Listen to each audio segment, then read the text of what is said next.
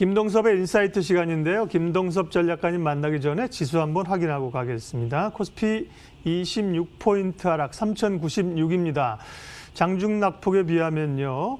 요즘 뭐 보통 70포인트가 오르내리고 하는 상황인데요. 초반 상황에 비하면 낙폭을 빠르게 좁혀오고 있습니다. 코스닥은 10포인트, 1% 하락해서 975로 진행됩니다.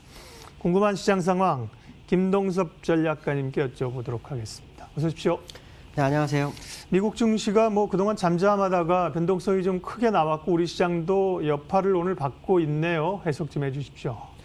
미국 시장은 별일이 다 있죠. 개인들이 공매도 세력을 이겨서 공매도 업체가 약 16억 불 정도 손실을 주는 상황까지 나왔고 그런데도 불구하고 이제 또 시장은 흔들리는 모습이었죠. 어저께 시장 이슈는 몇 가지가 있었어요. 첫 번째 가장 중요했던 게 이제 FOMC 회의가 있었는데 이 FOMC 회의에서 연준의 스탠스를 보고 싶었겠죠.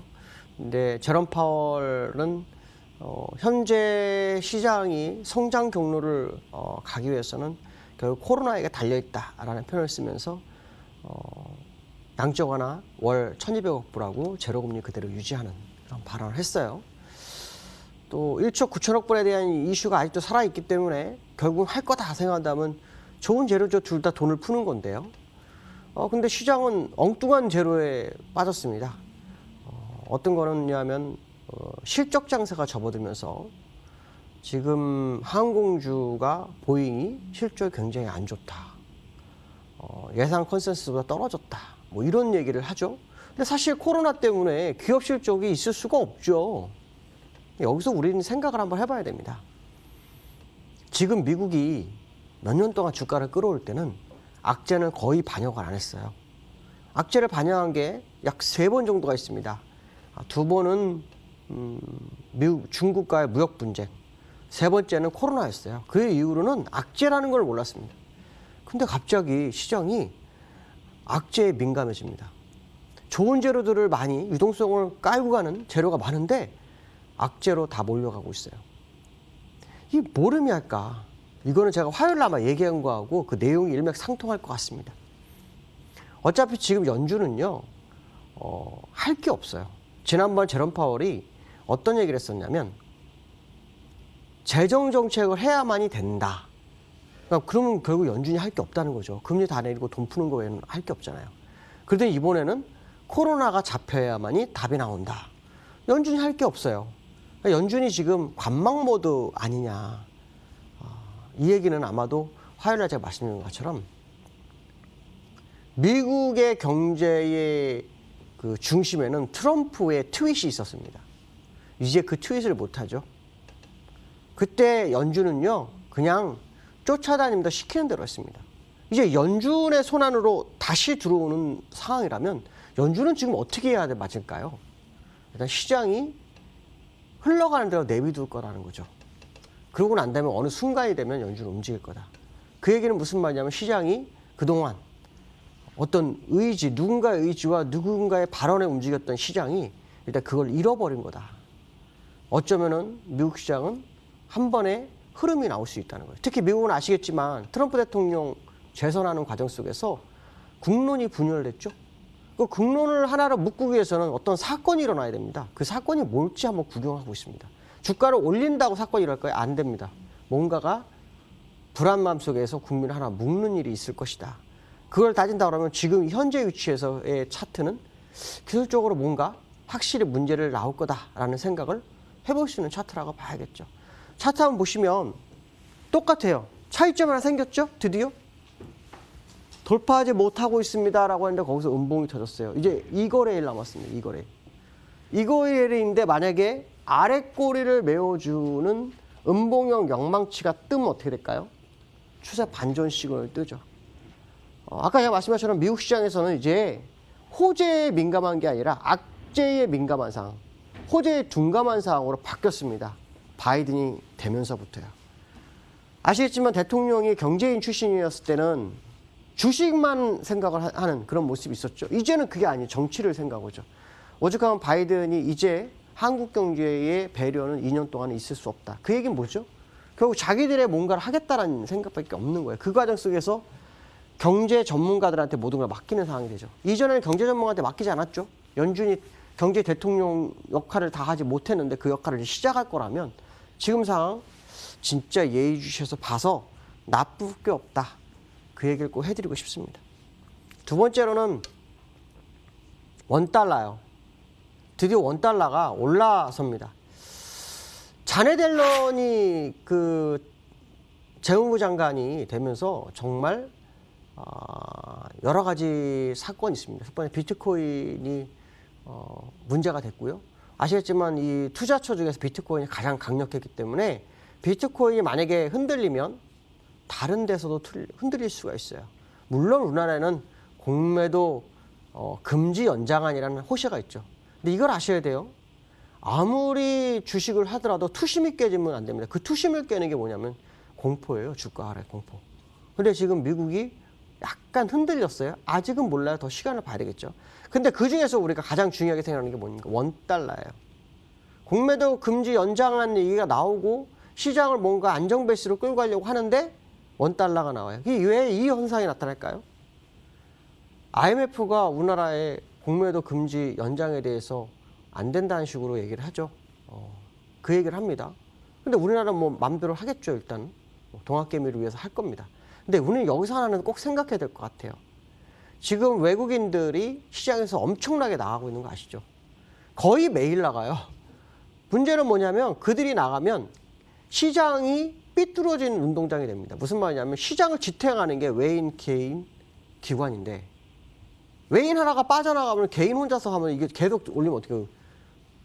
운동장이 이렇게 기울어지죠. 결국 그것도 기울어지는 거예요. 공매도 자체가 개인 투자가한테 분명히 삐뚤어진 운동장이지만 수급에서 하나가 빠져나가 버리면 그 자체가 시장이 삐뚤어져 버려요. 이게 굉장히 좀 문제가 되죠. 그 외인들이 나간다. 외인들이 나가면 어떻게 돼요? 환율은요? 올라갈 수밖에 없죠. 환율이 쌍바닥을 치고서 올라오기 시작을 해요. 121선까지 1130원까지는 그냥 스트레이트로 갈 상황입니다. 여기서 61선 돌파했다 실패하고 60선 안차하고 다시 올라서는데 제가 무슨 말씀드렸죠? 지난번에 후행스팬이 들어오는 위치가 과거에 7개월, 8개월 사이에서 처음으로 왔다. 조심해야 된다. 근데 주가는 더 많이 올랐죠? 와, 신기하게 더 많이 올랐습니다. 그러나 다음에 결국은 환율 올라온 대로 주가가 움직이잖아요. 오늘 양봉을 세웠어요. 어저께 역외 환율이 1100원 안 됐어요. 1109원 정도 됐었는데 오늘 장 시작하면서 1114원으로 뜁니다. 이렇게 되면 일단 원달러와 주가는 반비례한다라는 생각을 우리가 항상 하기 때문에 그 상황 속에서 본다면 원달러의 지금 움직임은 우리가 예의주시해서 봐서 나쁠 게 없죠. 원달러가 올라오면 주가는 만만치 않습니다. 물론 뭐 유동성이 많아서 버틸 수는 있습니다. 하지만 원달러가 올라가면 올라갈수록 그 누적에 대한 문제가 결국 시장에 쌓일 수밖에 없지 않을까. 뭐 그런 생각을 해봐야 될 것 같고요. 세 번째로는 아까 제가 수급적으로 원달러 외인하고 기관이 매도한다고 그랬잖아요. 지금도 또 매도를 해요. 외인하고 기관이 매도를 하는데 가장 중요한 것은 뭐냐면 이 개미가 주식을 사는데 다 어디로 사냐면 삼성전자로 몰려가고 있습니다. 삼성전자. 이것도 걱정이죠. 왜냐면 타켓에 걸리면 문제가 됩니다. 타켓에 걸리면. 지금은 뭐 별거 아니랬지만 외인이 55% 가지고 있는 거 아시죠? 지분. 외인들이 만약에 타켓을 걸어버리면 문제가 됩니다. 기관 물량도 있어요. 개인 물량이 얼마나 될까요? 총? 얼마 안 됩니다. 개인이 아무리 사도 외인과 기관이 맘만 먹으면 삼성전자를 무너뜨릴 수 있습니다. 근데 문제는 뭐냐면 작년에 우리나라 코스피 시장에 개인이 산 금액이 얼마냐면 64조였습니다. 64조. 엄청 샀죠. 역사에 이렇게 많이 사는 건 없었습니다. 그제 삼성전자 엄청나게 많이 샀어요. 2021년도 시작하고 이제 오늘과 내일이 지나면 1월 달이 지나갑니다. 근데 12개월 중에서 딱 한 달이 됐는데 얼마가 시장에 들어왔냐면 21조가 개미가 삽니다. 그러니까 시장에 돈이 엄청 많다는 것을 이제 반증하죠. 아, 유동성이 어마어마하구나. 근데 그 중에서 10조가 삼성전자입니다. 그러니까 삼성전자 하나로 시장을 요리하고 있는 거라고 해석이 되죠. 그러니까 삼성전자가 아마 오늘도 거의 안 빠졌을 것 같습니다. 그러니까 지금 문제는 뭐냐면 누군가는 삼성전자를 방어를 해서 주가를 방어하는 느낌이 보이겠지만 만약에 삼성전자가 외국인이나 기관에 타켓이 된다면 개미들이 그러면 한 500조, 전체가 500조, 600조 되는 시장에서 삼성전자가 최소 200조, 300조 사야 되는데 그게 만만치 않다라는 거죠. 고객 특검이 지금 한 50조, 60조 되죠. 그게 다 들어올 수 있나요? 다 들어오지 못하거든요. 한 300조 고객 예탁금이 되고 그 상태에서 200조 삼성전자 받겠다 그러면 얘기 한번 될 수도 있을 것 같습니다. 그 외에는 사실 쉽지가 않죠. 결국에서는 삼성전자 하나가 오늘 시장을 방어했지만 그 삼성전자가 오히려 외국인이나 기관한테는 액세스라는 기회일 수도 있는 거죠. 최고가에서. 이거가 적절하게 매수가, 그러니까 매수만이 중요한 게 아니라 적절한 매수 매도를 반복하는 개미의 흐름이 좀 있었으면 좋겠다라는 게 현재 저의 모습이고요. 제 의견이고요. 기술적으로 보시면 일단 제가 추세선 하나 그어놓은 게 있는데 거기를 돌파를 했었어요. 3,266. 근데 3,266은 근거가 있다고 그랬죠.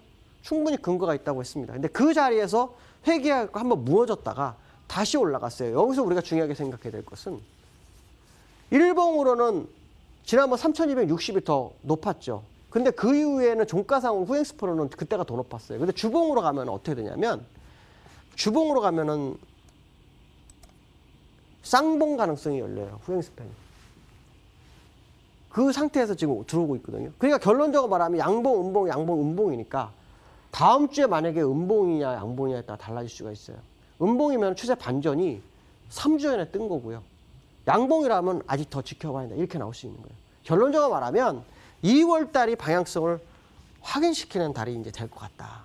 2월 달에 만약에 첫 주부터 음봉이 터지게 되면은 추세 반전은 3주 전에 나왔을 확률이 높고 지난번 말씀한 3,260이 정말 고점일 수도 있다는 생각 하셔야 되고요.